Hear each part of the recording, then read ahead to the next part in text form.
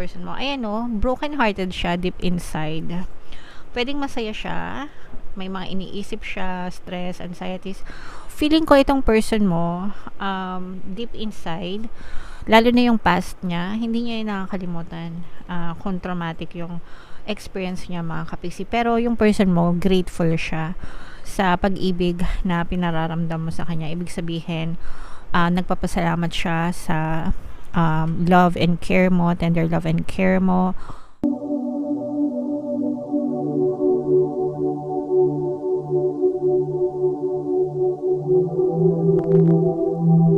Hello guys, hello Capricorn, welcome back to Pinay Pixie Tarot.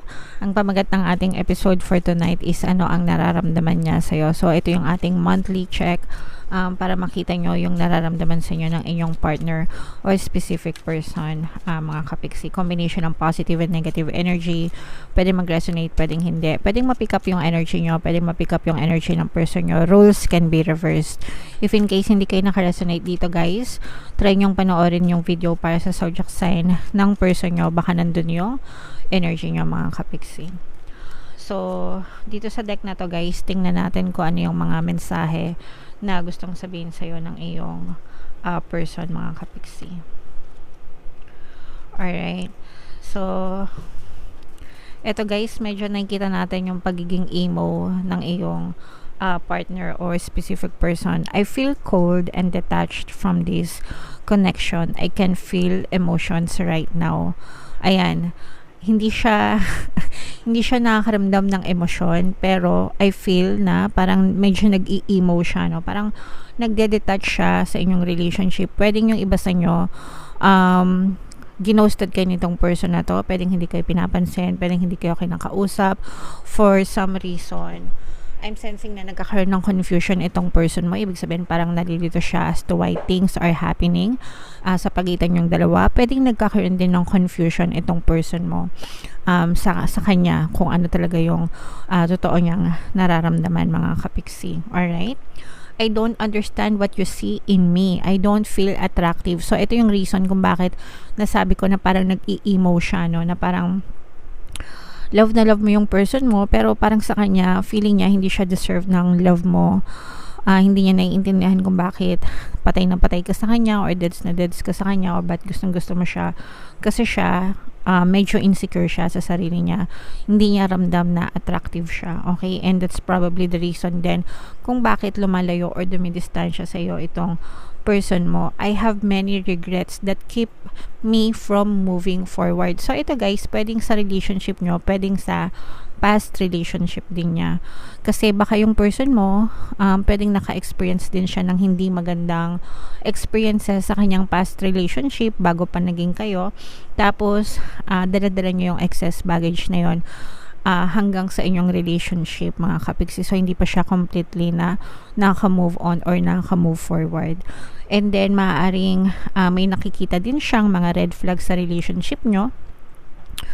And this person, parang meron din siyang fear na baka maulit yung mga negative na nangyari sa kanya sa past, mga kapiksi. So, this person, parang kailangan niya ng healing time para sa sarili niya. Nandun yung confusion. So, kailangan niya ng pangunawa, mga kapiksi. Alright? Okay. So, tingnan natin. Medyo insecure siya, kapiksi, no? Medyo insecure itong person mo. Tingnan natin yung energy surrounding your relationship. Anong mga nagaganap sa inyong sitwasyon, mga kapiksi? Mask, no? So, ito parang tinatago niya ito sa iyo. Tinatago niya talaga yung totoong nararamdaman niya. Pwedeng iba yung pinapakita niya sa iyo versus dun sa totoong nararamdaman at totoong naiisip niya towards sa'yo and towards dun sa relationship.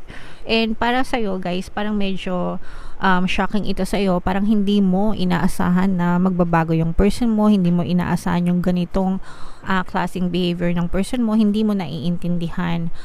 For some of you, kasi parang feeling ko, hindi rin siya masyadong open up, no? Hindi niya sinasabi, hindi siya masyadong nag-o-open sa'yo kung ano talaga yung nangyayari sa kanya. And for some of you,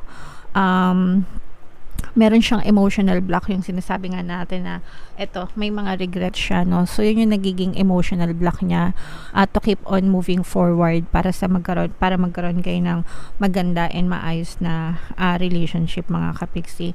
I'm sensing na itong person na to, meron siyang tendency na mag-overthink, kapiksi, no? Kumbaga parang hindi pa nangyayari, nag-overthink na siya, okay? So, at saka masyado siyang nega. Siguro dahil din nga sa past experience niya, kapiksi. Alright? So, comment down below, Capricorn, if feeling nyo naka-resonate kayo dyan. Tingnan natin yung feelings, mga kapiksi, ng person mo gamit itong deck na to. Shuffle ko to, guys. Hanapin ko yung energy ng feelings at yung energy ng Capricorn. Habang sinashuffle ko to, panoorin nyo muna tong video natin regarding sa ating paano mag-manifest ng abundance video course. Kapiksi, sawa ka na ba sa mga struggles at hirap sa buhay mo? Masipag ka ba at masikap sa buhay ngunit hindi ka pa rin umaasenso? Ilang beses ka na bang nag-attempt magnegosyo at mag-invest pero palagi ka pa rin nalulugi? Sa pagkakataon na ito ay maaaring may subconscious beliefs ka na nagiging balakid sa iyong pag-unlad at pagyaman. Introducing, paano mag-manifest ng abundance video course. Dito ay matututunan mong ma-overcome ang mga balakid mo para tuluyan ka ng umunlad, umasenso, sumagana, maging matagumpay, successful at maswerte sa iyong kabuhayan, pera, trabaho, negosyo, salapi at kaperahan ng bonggang-bongga. Dali, mag-send na ng email sa pinoypixitaro@gmail.com at simulan na ang iyong pagyaman ngayon. Alright, so gusto mo bang yumaman, kapiksi? Kung gusto mong yumaman, umundad at umasenso ng bongga, para sa'yo talaga ang course na yan, mag-avail ka na. And good news, no, meron tayong 10% discount, guys, sa lahat na mag-avail ng course until October 31. So mag-avail na kayo habang mainit-init pa. Meron din tayong email coaching, mga kapiksi, manifest your desires using the law of attraction. If meron kayong mga specific na gusto nyong i-manifest, pwedeng love and relationship, guys, pwedeng money or career, pwede kayong magpabook ng email coaching session with me. Mag-send lang kayo ng email sa pinoypixitaro@gmail.com. So, ito yung feeling sa energy, mga kapiksi. Tapos, ito naman yung energy ng Capricorn. Kayo ay na-represent ng King of Pens sa ating spread. Very positive actually yung spread nyo, mga kapiksi. Kasi nakikita natin dito na yung person nyo talagang kailangan siya ng healing, no? Napapaisip itong person mo, guys. Napapaisip siya na lumayo, no? Kung hindi pa siya lumalayo right now, parang this person is already thinking of moving away from you, separation, no? Gusto niya kasing ma-realize or parang gusto niyang malaman kung ano talaga yung nararamdaman niya towards you. If in case na hindi kayo magkita, if in case na hindi kayo mag-usap, if in case na magkalayo kayo, gusto niyang, kasi itong person mo parang meron siyang confusion. Ibig sabihin nalilito siya.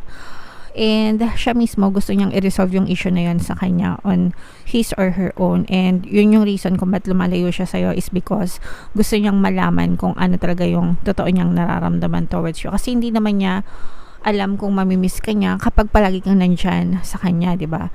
So, malalaman niya lang yun pag hiwalay na kayo or hindi na kayo nagkikita or hindi na kayo nag-uusap. Doon niya malalaman kung namimiss ka ba niya and kung ano talaga yung true feelings niya sa'yo. And that is the reason for some of you kung bakit parang lumalayo na yung loob nitong person mo sa inyo, mga kapiksi. And one of the reasons din na gusto niyang lumayo is because yung kanyang healing, no? Parang gusto niyang i-focus yung kanyang attention sa sarili niya.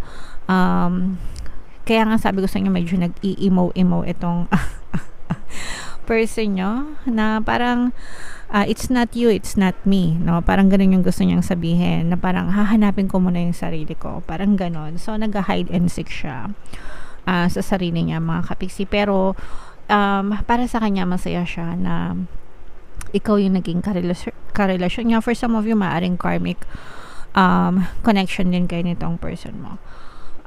For some of you guys, yun, masaya siya sa iyo, masaya siya na ikaw yung karelasyon niya, very happy, pero merong kulang sa kanya, no? Parang meron siyang nararamdaman na even siya hindi niya ma-explain mabuti, no? Kaya yun din yung reason kung bakit natatakot siyang makipag-usap, kasi kahit siya hindi niya yun ma-explain sa'yo. Alright? So may mga ganong klaseng kaganapan na nararamdaman itong person mo. Ayan, no? Broken hearted siya deep inside. Pwedeng masaya siya, may mga iniisip siya, stress, anxieties. feeling ko itong person mo, deep inside, lalo na yung past niya, hindi niya yung nakakalimutan kung traumatic yung experience niya, mga kapiksi. Pero yung person mo, grateful siya sa pag-ibig na pinararamdam mo sa kanya. Ibig sabihin, nagpapasalamat siya sa love and care mo, tender love and care mo. Grateful siya na natagpuan ka niya.